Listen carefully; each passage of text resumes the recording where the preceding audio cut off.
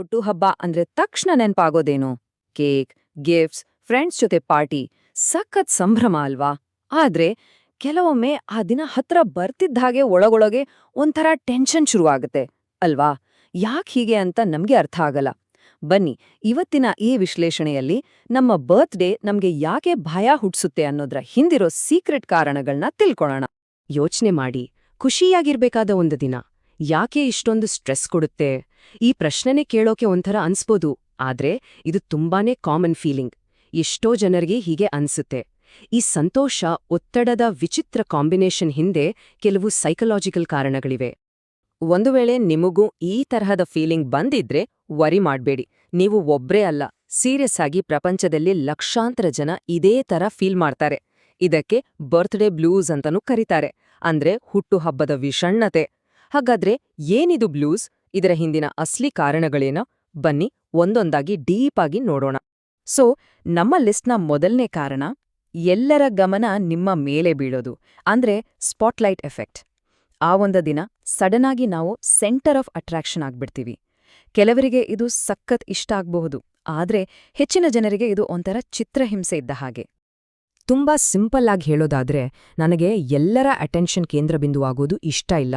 ಈ ಒಂದು ಮಾತಿದೆಯಲ್ಲ, ಇದು ಕೋಟ್ಯಾಂತರ ಜನರ ಮನಸ್ಸಿನ ಮಾತು. ಫ್ರೆಂಡ್ಸ್, ಫ್ಯಾಮಿಲಿ ಎಲ್ರೂ ನಮ್ಮನ್ನೇ ನೋಡ್ತಿದ್ರೆ ಏನ್ ಮಾತಾಡ್ಬೇಕು, ಹೇಗೆ ರಿಯಾಕ್ಟ್ ಮಾಡ್ಬೇಕು ಅಂತ ಗೊತ್ತಾಗ್ದೆ ಒಂಥರ ವಿಚಿತ್ರ ಮುಜುಗರ ಶುರುವಾಗ್ಬಿಡತ್ತೆ.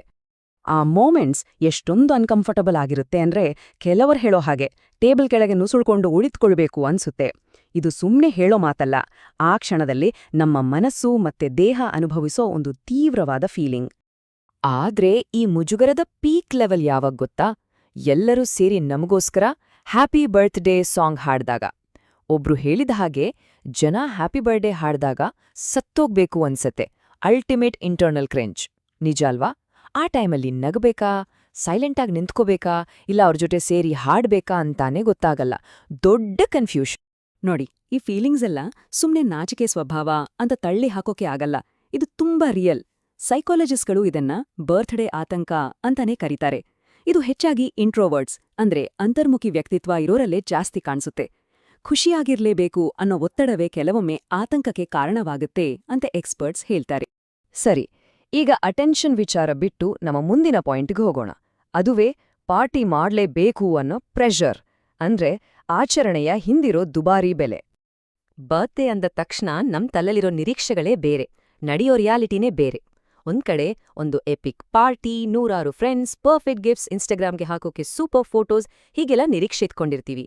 ಆದ್ರೆ ರಿಯಾಲಿಟಿ ಏನು? ಪ್ಲಾನಿಂಗ್ ಮಾಡೋದೇ ಒಂದು ದೊಡ್ಡ ತಲೆನೋವು.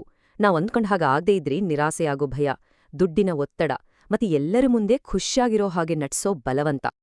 ಈ ಪ್ರೆಷರ್ ಇದೆಯಲ್ಲ, ಇದು ವರ್ಷದಿಂದ ವರ್ಷಕ್ಕೆ ಜಾಸ್ತಿ ಆಗ್ತಾನೇ ಹೋಗುತ್ತೆ. ಒಂದು ವರ್ಷ ಗ್ರ್ಯಾಂಡಾಗಿ ಸೆಲೆಬ್ರೇಟ್ ಮಾಡಿದ್ರೆ ಮುಂದಿನ ವರ್ಷನೂ ಅಷ್ಟೇ ಚೆನ್ನಾಗಿ, ಇಲ್ಲ ಅದಕ್ಕಿಂತನೂ ಗ್ರ್ಯಾಂಡಾಗಿ ಮಾಡಬೇಕು ಅನ್ನೋ ಎಕ್ಸ್ಪೆಕ್ಟೇಷನ್ ಶುರುವಾಗ್ಬಿಡುತ್ತೆ. ಈ ನಿರೀಕ್ಷೆಗಳ ಚಕ್ರವ್ಯೂಹದಿಂದ ಹೊರಗೆ ಬರೋದು ತುಂಬಾನೇ ಕಷ್ಟ. ಈ ರೀತಿ ಹಬ್ಬ ಹರಿದಿನ ಆಚರಣೆಗಳಿಗೆ ಮಾಡೋ ಖರ್ಚಿನಿಂದ ಬರೋ ಸ್ಟ್ರೆಸ್ಗೆ ಒಂದು ಟೆಕ್ನಿಕಲ್ ಹೆಸರು ಕೂಡ ಇದೆ. ಅದನ್ನ ಫೈನಾನ್ಷಿಯಲ್ ಆಂಗ್ಸೈಟಿ ಅಂತಾರೆ, ಅಂದ್ರೆ ಹಣಕಾಸಿನ ಆತಂಕ. ರಿಸರ್ಚ್ ಪ್ರಕಾರ ಈ ತರಹದ ಸಾಮಾಜಿಕ ಸಮಾರಂಭಗಳಿಗೆ ಮಿತಿಮೀರಿ ಖರ್ಚು ಮಾಡೋದು ಜನರನ್ನು ಆರ್ಥಿಕವಾಗಿ ವೀಕ್ ಮಾಡಿ ಕೆಲವೊಮ್ಮೆ ಬಡತನಕ್ಕೂ ತಳ್ಳಬಹುದು. ಸರಿ, ಇಲ್ಲಿಯವರೆಗೂ ನಾವು ನೋಡಿದ್ದು ಕಾಮನ್ ಕಾರಣಗಳು.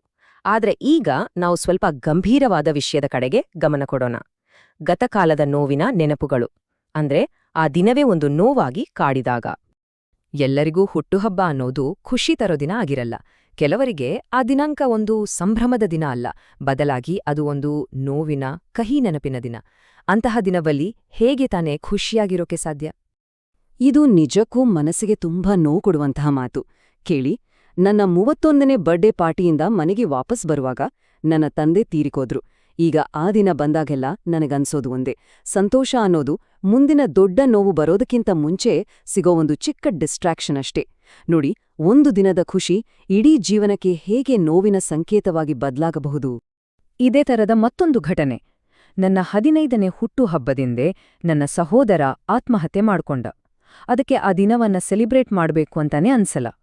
ಇಂತಹ ಘಟನೆಗಳು ಜೀವನ ಪೂರ್ತಿ ಆ ದಿನದ ಮೇಲೆ ಒಂದು ಕಪ್ಪು ನೆರಳಿನ ಹಾಗೆ ಉಳಿದ್ಬಿಡ್ತವೆ.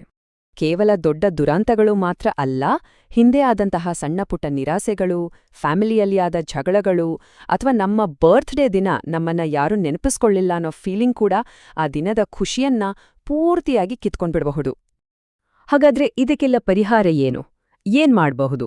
ನಮ್ಮ ಕೊನೆ ಸೆಕ್ಷನ್ ಇದನ್ನೇ ಹೇಳುತ್ತೆ. ಹುಟ್ಟುಹಬ್ಬ ಅನ್ನೋದು ಜಸ್ಟ್ ಅನದರ್ ಡೇ. ಅಂದ್ರೆ ನಿಮ್ಮ ಆಚರಣೆಯನ್ನ ನೀವೇ ಹೊಸದಾಗಿ ಡಿಫೈನ್ ಮಾಡ್ಕೊಳ್ಳೋದು. ಹಾಗಾದ್ರೆ ಆಲ್ಟರ್ನೇಟಿವ್ ಏನು?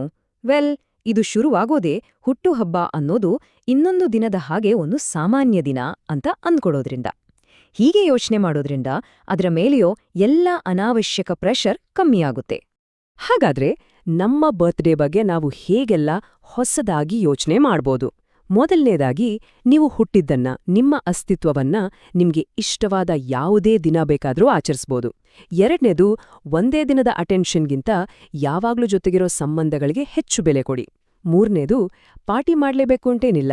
ನೀವು ಈ ಭೂಮಿ ಮೇಲಿದ್ದೀರಲ್ಲ, ಅದಕ್ಕೆ ಕೃತಜ್ಞರಾಗಿರಿ, ಅದನ್ನೇ ಅಪ್ರಿಷಿಯೇಟ್ ಮಾಡಿ. ಕೊನೆಯದಾಗಿ ಮತ್ತು ಮುಖ್ಯವಾಗಿ, ಇದು ನಿಮ್ಮ ದಿನ, ನಿಮ್ಮ ರೂಲ್ಸ್. ಸೆಲೆಬ್ರೇಷನ್ ಅಂದ್ರೆ ಏನು ಅನ್ನೋದನ್ನ ನೀವೇ ನಿರ್ಧಾರ ಮಾಡಿ.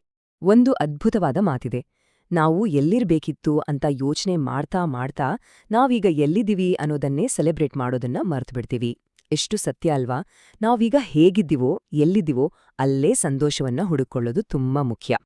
ಹಾಗಾದ್ರೆ ಕಣೆಯದಾಡಿ ನಿಮಗೊಂದು ಪ್ರಶ್ನೆ. ಹುಟ್ಟುಹಬ್ಬ ಅನ್ನೋದು ನಿಮ್ಮ ಜೀವನದ ಒಂದು ಮೈಲಿಗಲ್ಲು ಅನ್ನೋದಾದ್ರೆ, ಆ ಮೈಲಿಗಲ್ಲನ್ನ ಹೇಗೆ ಗುರ್ತಿಸ್ಬೇಕು ಅಂತ ನಿರ್ಧರಿಸ್ಬೇಕಾದವರು ಯಾರು? ನೀವಾ ಅಥವಾ ಬೇರೆಯವರಾ? ಸ್ವಲ್ಪ ಯೋಚನೆ ಮಾಡಿ. ನಿಮ್ಮ ಆಚರಣೆಯ ಕಂಟ್ರೋಲ್ ನಿಮ್ಮ ಕೈಯಲ್ಲೇ ಇದೆ.